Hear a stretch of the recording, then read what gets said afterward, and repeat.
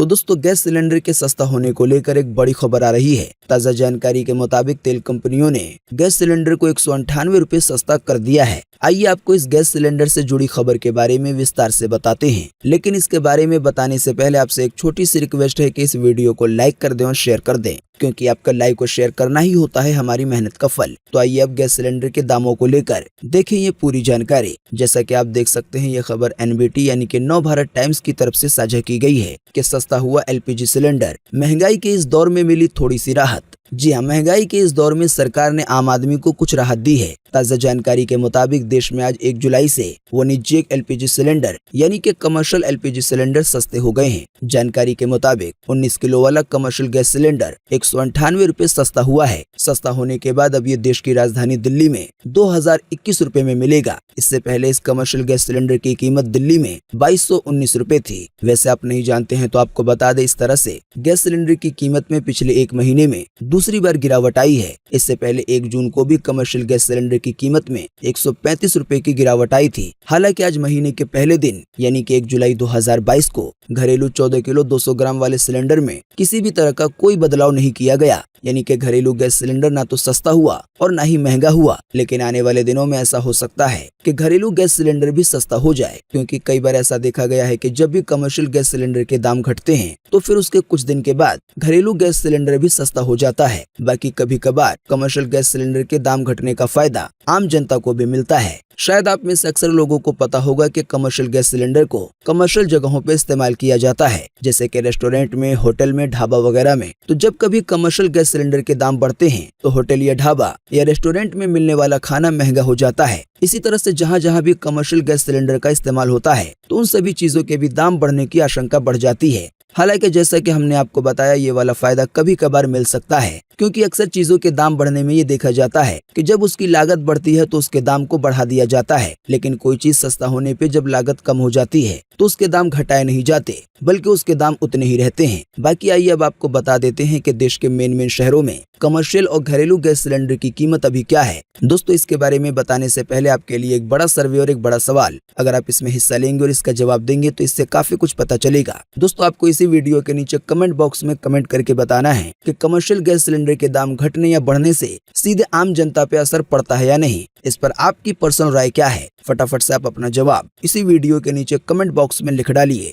तो जैसा कि हमने आपको बताया, दिल्ली में अभी कमर्शियल गैस सिलेंडर की कीमत दाम घटाने के बाद 2021 रुपए हो गए हैं। इसी तरह से कमर्शियल गैस सिलेंडर चंडीगढ़ में 2040 रुपए का है, लखनऊ में 2130 रुपए 50 पैसे का, आगरा में 2070 रुपए 50 पैसे का, लद्दाख में 2606 रुपए 50 पैसे का, डिब्रूगढ़ में 2083 रुपए 50 पैसे का, पटना में 2272 का, अंडमान निकोबार में 2442 रुपए का, वहीं विशाखापट्टनम में 2087 रुपए 50 पैसे का। तो ये थे 19 किलो वाले कमर्शियल गैस सिलेंडर के दाम। अगर बात करें घरेलू गैस सिलेंडर के दाम की, तो बिना किसी कटौती और बढ़ोतरी के अभी देश की राजधानी दिल्ली में घरेलू गैस सिलेंडर 1003 रुपए में मिल रहा है। मुंबई में भी इसकी सेम कीमत है 1003 रुपए। इसी तरह से घरेलू गैस सिलेंडर कोलकाता में 1029 रुपए का, चेन्नई में 1019 रुपए का, लखनऊ में 1041 रुपए का, जयपुर में 1007 रुपए का, पटना में 1093 रुपए का, इंदौर में 1031 रुपए का, अहमदाबाद में 1010 रुपए का, भोपाल में 1009 रुपए का और आगरा में 1016 रुपए का। तो दोस्तों, आज के इस वीडियो में बस इतना ही। उम्मीद करते हैं इससे आपको काफी कुछ जानकारी मिली होगी। साथ ही दोस्तों, आपको बता दें कि आज दिन भर के मुख्य समाचार का वीडियो हमारे चैनल सब कुछ सीखो जानों पर आ चुका है। अगर आपने हमारे आज के मुख्य समाचार के वीडियो को देख लिया है तो आप इस वीडियो को यहीं पे छोड़ के जा सकते हैं, क्योंकि अब हम इसी वीडियो में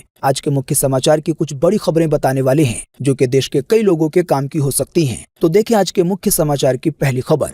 एकनाथ शिंदे बने महाराष्ट्र के नए मुख्यमंत्री, वहीं फडणवीस बने डिप्टी सीएम। जी हां, महाराष्ट्र में सियासी संकट के बीच अभी हाल ही में बुधवार को देर रात उद्धव ठाकरे ने मुख्यमंत्री के पद से इस्तीफा दे दिया। इसके बाद बीते रोज गुरुवार को एकनाथ शिंदे महाराष्ट्र के नए मुख्यमंत्री बने। साथ ही देवेंद्र फडणवीस बने उप मुख्यमंत्री। बीते रोज गुरुवार को ही दोनों को राज्यपाल ने शपथ दिलाई। साथ ही बीच की सभी कड़वाहट को भूलते हुए पूर्व मुख्यमंत्री उद्धव ठाकरे ने नए मुख्यमंत्री और उप मुख्यमंत्री को बधाई दी। उन्होंने कहा कि मैं महाराष्ट्र के नए सीएम एकनाथ शिंदे और डिप्टी सीएम देवेंद्र फडणवीस को बधाई देता हूं। साथ ही उन्होंने कहा कि मैं आशा करता हूं कि आप दोनों के माध्यम से महाराष्ट्र में अच्छे काम होंगे। साथ ही प्रधानमंत्री नरेंद्र मोदी ने भी महाराष्ट्र के मुख्यमंत्री के रूप में शपथ लेने पे बधाई दी। देखें इससे जुड़ी एक और खबर अगली खबर में। 2.5 साल बाद महाराष्ट्र की सत्ता में लौटी भाजपा, आइए बताएं ज्यादा जानकारी। जी हां, जैसा कि हमने आपको बताया, एकनाथ शिंदे महाराष्ट्र के नए मुख्यमंत्री बन गए हैं। वैसे आप नहीं जानते हैं तो आपको बता दें कि गठबंधन के जरिए ही सही, लेकिन राज्य में 2.5 साल के बाद एक बार फिर से भाजपा ने सत्ता में वापसी कर ली है। जाहिर बात है, महाराष्ट्र में देश की 9% से ज्यादा आबादी रहती है। इसके साथ ही देश के 19 राज्यों में भाजपा सत्ता में है। इन राज्यों में देश की करीब 59% आबादी रहती है।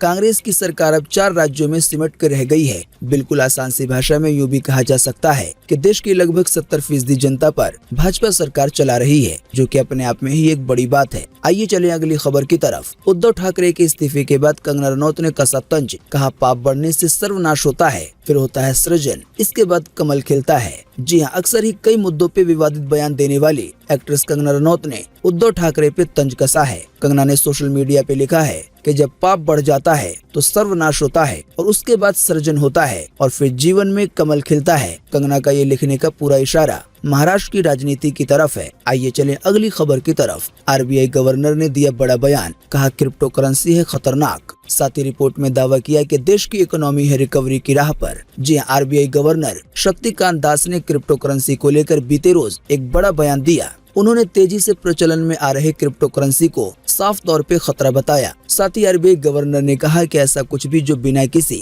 अंतर्निहित विश्वास या मूल्य का है, या जिसका मूल्य सिर्फ प्रोपेशन के आधार पर तय किया जाता है, वो सिर्फ एक प्रशिक्षित नाम के साथ की गई अटकलबाजी है। अगर इस पूरी बात को आसान सी भाषा में समझाएं तो इसका मतलब ये है कि जो क्रिप्टो करेंसी होती है, यानी कि बिटकॉइन जैसी करेंसी, तो उसका कोई आधार नहीं होता। यानी कि कोई क्रिप्टो करेंसी इतनी ज्यादा महंगी क्यों है, इसके पीछे कोई तुक नहीं होता। आइए चले अगली खबर की तरफ। लैंडस्लाइड यानी जमीन खिसकने में धंसा आर्मी का कैंप। मणिपुर की टेरिटोरियल आर्मी के 30 से 40 जवान मिट्टी में दबे। जी हां, मणिपुर में कई दिनों से जारी बारिश की वजह से लैंडस्लाइड की घटनाएं देखने को मिल रही हैं, यानी कि जमीन खिसकने की। ताजा जानकारी के मुताबिक अभी हाल ही में बीते बुधवार की रात नोनी जिले के तुपुल रेलवे स्टेशन के पास हुए लैंडस्लाइड की चपेट में 160 टेरिटोरियल आर्मी का कैंप आ गया। इस हादसे के बाद दर्जनों जवान मिट्टी में दब गए। मीडिया रिपोर्ट के मुताबिक अब तक 13 जवानों के शवों को बाहर निकाला जा चुका है, जबकि 19 जवानों की जान बचाई गई है। साथ ही ये अनुमान जताया गया है कि अभी भी 30 से 40 जवानों के शव मिट्टी में दबे हो सकते हैं। इतने बड़े हादसे के बाद पीएम मोदी ने मणिपुर के मुख्यमंत्री बीरेन सिंह से बात करके स्थिति की जानकारी ली और केंद्र की ओर से हर संभव मदद का आश्वासन दिया। साथ ही मणिपुर के मुख्यमंत्री बीरेन सिंह ने इस हादसे को लेकर एक इमरजेंसी मीटिंग बुलाई। साथ ही घायलों की मदद के लिए डॉक्टरों की एक टीम मौके पे रवाना की गई। इसी के साथ ही एक और बड़ी खबर ये आ रही है कि आर्मी के जवान के अलावा कई सारे आम लोग भी दबे हो सकते हैं।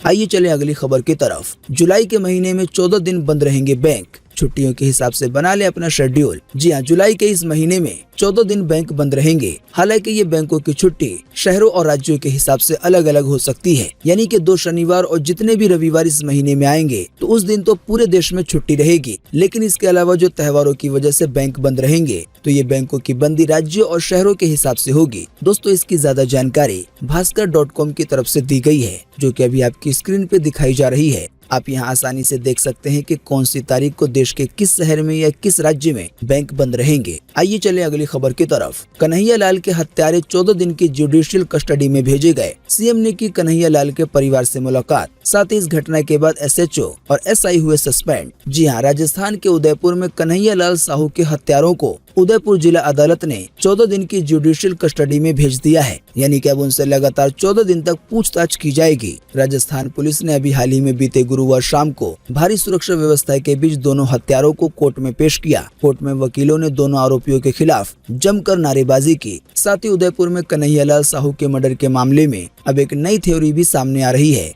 हत्यारों के आतंकी कनेक्शन को लेके राजस्थान सरकार और एनआईए यानी कि नेशनल इन्वेस्टिगेशन एजेंसी अलग अलग दावे कर रही है। घटना की जांच हाथ में लेने के बाद एनआईए ने दावा किया है कि फिलहाल हत्यारों का किसी आतंकी संगठन से लिंक सामने नहीं आया है, जबकि एक दिन पहले ही राजस्थान की सरकार ने ये दावा किया था कि दोनों अंतर्राष्ट्रीय संगठनों से जुड़े हुए हैं। हालांकि जो जांच करने वाली एजेंसी है उसने मना कर दिया है। आइए चले अगली खबर की तरफ। तारक मेहता का उल्टा चश्मा शो में नए नट्टू काका की हुई एंट्री। 9 महीने के बाद दिवंगत एक्टर घनश्याम नायक का हुआ रिप्लेसमेंट। अब किरण भट्ट भट्ट निभाएंगे नट्टू काका का किरदार। जी हाँ, popular TV show Taarak Mehta Ka Ooltah चश्मा शो के नट्टू काका और घनश्याम नायक को गुजरे हुए लगभग 9 महीने हो गए हैं। ताज़ा जानकारी के मुताबिक अब फाइनली मेकर्स को उनका रिप्लेसमेंट मिल गया है, यानी कि जो अब नट्टू काका का किरदार निभाएंगे उनका नाम है किरण भट्ट। आइए चलें अगली खबर की तरफ। चीन के मानव रहित यान ने खींची मंगल के हर छोर की अद्भुत तस्वीरें। 1.5 साल में इसे काटने पड़े हैं 1344 चक्कर। जी हाँ, चीन के एक अंतरिक्ष यान ने मंगल ग्रह के हर छोर की तस्वीरें ली हैं और इस यान का नाम है तियानवेन-1।